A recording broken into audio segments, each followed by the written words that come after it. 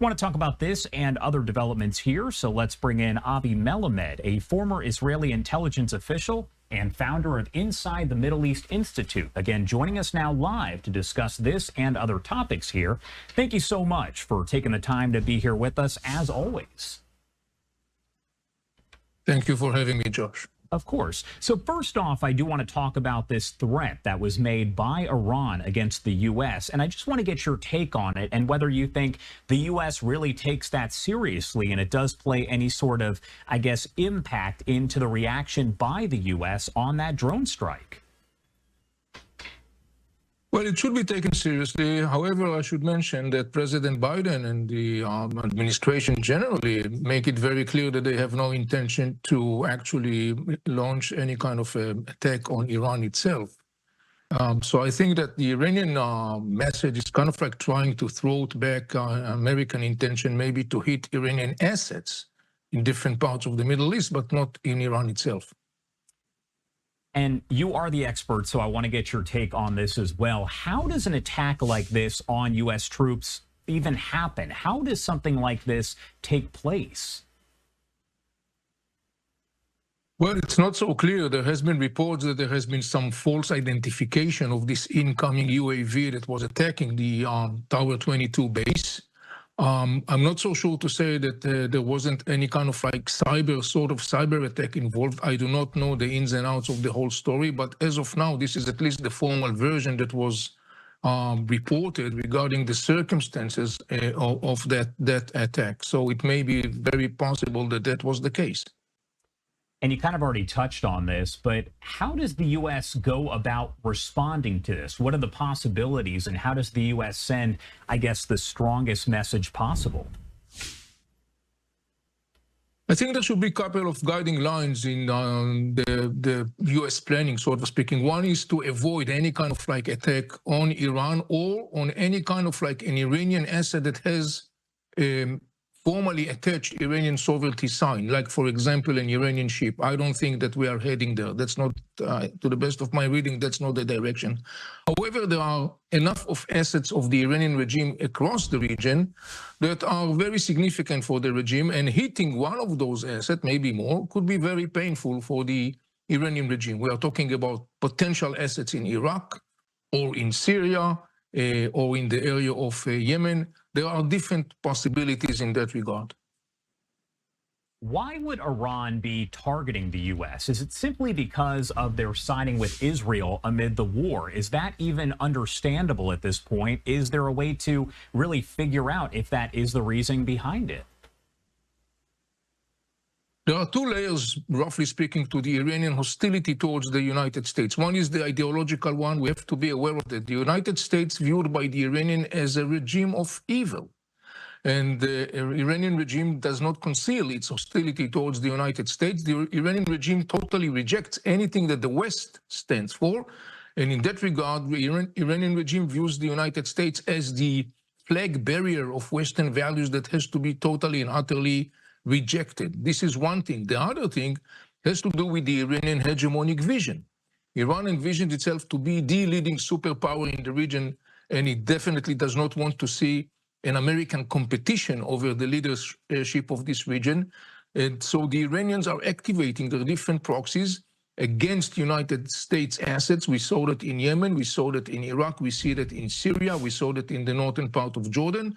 We have to understand that this is, in the end of the day, has to do with the larger restructure of global power, where the Iranian regime views itself to be the one and only leading superpower in the region, and therefore the Iranian regime wants to push the United States out of the region. Who has the stronger military, the U.S. or Iran and its proxies? Look, by far, in the end of the day, the United States has an enormous military might. All sides are aware of that. That being said, we should not undermine the Iranian capacities. The Iranian has two major military powers, sort of speaking. One is the Iranian army, which is about some 500,000 people strong. And the other one is the Islamic Revolutionary Guards, who, by the way, are much more equipped and much more being paid off in comparison to the Iranian army. However, we definitely should not underestimate the capacities and abilities of the Iranian regime, its military powers, and of course, as well as its Shiite militant proxies across the region, estimated at some 150,000, maybe more strong, scattered across the Middle East, equipped and armed with the best weapons the Iranians can provide them with, like missiles, rockets, attacking drones, intelligence gathering capacities, cyber capacities, and so on and so on. So we definitely, when we are talking about the Iranian regime, no one should undermine its military capacities and its ability to cause a lot of damage. We've talked a lot about this situation in general between Israel and Hamas, Israel and Hezbollah, the situation with the Houthis, and we've talked about it possibly growing the concerns into a more regional conflict, a larger conflict. Is all of what we're seeing here actually drawing the U.S. into that conflict further at this point? Well, definitely this is a potential that concerns the United States, and rightly so, because we are looking at different arenas, how the Iranian proxies are setting fire all the time as part of the Iranian tactic aims to the end, in the end of the day, to put pressure on the United States, to put pressure on Israel to stop the war in Gaza, because the Iranian regime wants to save Hamas' wall from falling down in Gaza. Hamas is very significant for the Iranian master plan of taking over the region. So we definitely talk about the possibility that those frictions that we see across the Middle East, Houthis that are attacking global trade, maritime trade, Hezbollah in the northern part, north of Israel, and the skirmish between Hezbollah and Israel, Iraqi Shiite militias that are attacking United States presence both in Syria and Iraq. How all of those frictions, in the end of the day, though they are confined and restrained, roughly speaking, they still can or have the potential to spin out of control and to deteriorate it, escalating in a slippery slope into something that is wider.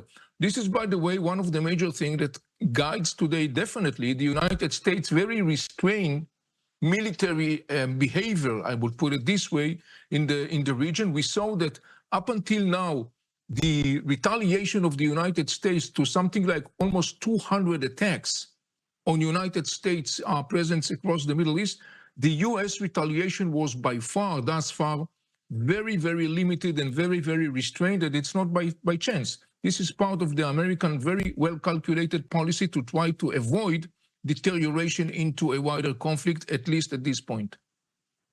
All right. Avi Melamed, former Israeli intelligence official, as always, thank you so much for taking the time to be here with us and break down some of the bigger headlines related to the war and the other situations across the country and the world. Anything else that you want to add here before I let you go? Well, right now we are looking at a very interesting point of time talking about the story of potential deterioration in the region. We just saw the recent attack carried out by Iraqi militias that is backed by Iran, causing the killing of 3 American soldiers in a northeast part of Jordan. The United States administration voted to retaliate. So everyone today in the region are looking around to see what's going to come up next. And in that regard, it's very interesting. The Iraqi Shiite militias, Kataib Hezbollah, the Hezbollah brigades, who actually was responsible for this attack, today announced that it's kind of like suspending further attacks on the United States across the region. At the same time, shortly afterwards, there has been report about another attack on U.S. base in Iraq, which may result in a situation where an American retaliation will be almost inevitable.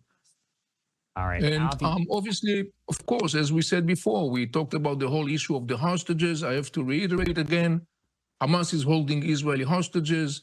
Hezbollah in Lebanon, another Iranian proxy, is holding both Israelis and Lebanese hostages. The Houthis in Yemen are holding the world economy hostage as well. Yeah, a lot to this. Avi, thank you so much, as always, for taking the time to be here and help to break it all down for us. We appreciate it. Of course. Thank you.